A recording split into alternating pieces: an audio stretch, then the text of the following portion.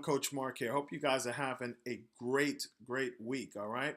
So this week I'm going to keep it short and sweet. I want to share with you this quick little story. I recently heard this over an interview, and this story had an impact on me. So I'm sharing it with you, and I hope that it will have an impact on you. All right. So let's just imagine that we are at a baseball stadium. Since I live in Atlanta, we're going to say that we're at the Atlanta Braves Stadium. They just built a brand new, beautiful stadium for the Atlanta Braves. So we're going to imagine that we're at the stadium.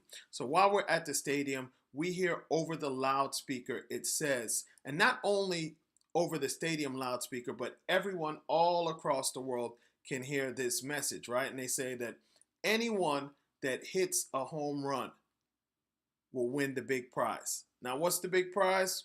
We'll make it up. We'll say that $1,000,000 is the big prize. But whatever the big prize is, anyone that hits a home run will win the big prize. All right? Now, here are the rules. Anybody can attempt to hit the home run. You can swing as many times as you want to swing. All right? Once you get up to bat, you can swing as many times as you want, anyone. So you have people that hear it all over the world that's piling in. People from out of town are driving and say, you know what? I want to win that big prize. I'm going to win that big prize. But here's the catch. They have one of the best pitchers of all time pitching. All right? And the pitcher that they have, one of my favorite pitchers from all time, going all the way back to the 80s, the White Doc Gooden. Now, I'm not talking about Doc Gooden when he was going through all those problems. I'm talking about Doc Gooden when he was in his prime and he was the best pitcher in baseball. So those of you that are old enough to remember, he was probably one of the greatest pitchers during his prime. You know, he had a lot of problems later on, but during his prime, he was one of the greatest pitchers. He helped the New York Mets to win a world championship. So anyway, if you hit a home run off of Doc Gooden in his prime, you're going to win the big prize, and you can swing as many times as you want. Now, here's the thing. You got people coming in from all over town saying that they want to win this big prize or whatever. So everyone is lining up. The line is out the stadium, all right? Now, here's the thing. Most of the people, they may get in line, but then when it's their turn to come up to bat, they're not even going to take a swing. They said, you know what? There's no way that I'm going to be able to hit a home run off of Doc Gooden in his prime, right? Professional Major League Baseball players can't even hit a home run off of Doc Gooden during his time. So you know what? I'm not even going to try, all right? Then you have the person that says, you know what? I got to at least try. So he's going to come up to bat. Doc Gooden's going to drop back and let that pitch go, and it's going to fly right past that person, and they're going to swing and miss, and he's going to say, you know what, let me get out of here, right? Because the whole stadium is packed, and everyone is booing and laughing at that person, and after that ball flies past them, they said, you know what, I'm going to get out of here because they're hearing all the boos. Then you have that next person that comes up to bat, and this person, he's going to swing and miss. Swing and miss. Now the crowd is starting to go wild now. The crowd is getting mad. They're like, you bum, get out of there. Give somebody else a chance. You missed already. So 3 pitches go by, 4 pitches go by, 5 pitches go by, 6 pitches go by, and everyone is just coming down on this person because he's just swinging and missing, swinging and missing, swinging and missing, right? Everyone's like, you bum, get out of there. Give somebody else a chance. Swinging and missing. And after about 10 pitches, he gives up. He says, there's no way I'm going to be able to hit this home run. He was listening to the crowd, and the crowd was everybody was just mad and yelling at him. And he ends up saying, you know what? Let me get out of here. Then you have the fourth person. The fourth person gets up to bat.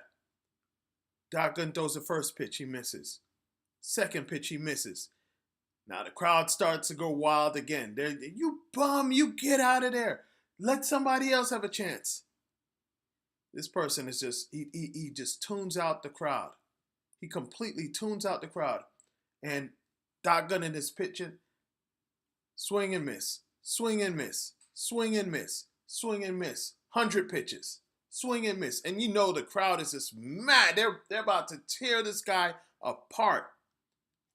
He tunes him out. He can't even hear the crowd. Swing and miss. 200 pitches.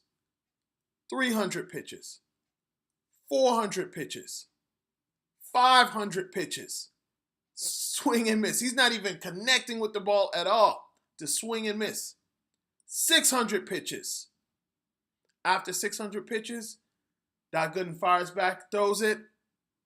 Guy ends up connecting. Home run.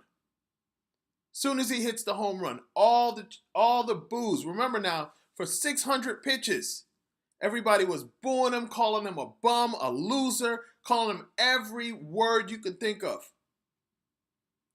Soon as they hear that bat hit the ball, everyone just is quiet for a second, almost in disbelief. And as that ball sails out of that stadium, everyone starts saying, "Oh my God, he's the greatest." They start cheering him, and guess what? Everyone forgot about the 600 pitches that he missed. They forgot about all the pitches that he missed. Now this guy is the greatest because you know what? Because he had perseverance and he didn't quit. And everyone's like, man, that guy is the champ. He never quit. So that's just a story just to remind you that while you're attempting to do whatever it is that you're trying to do, yeah, you're going to hear everyone out there telling you all kinds of stuff about you're a bum, you're a loser, and you got to be just like that guy. You got to be able to tune all of them out. You got to be able to tune all of them out because let me tell you something. If you just keep swinging, if you're able to tune out the noise, if you're able to tune out the garbage, eventually you're going to hit because what's going to happen? Most people are going to quit. Like I said, the majority of people aren't even going to go up to bat. They're going to count themselves out before they even have an opportunity to go up to bat.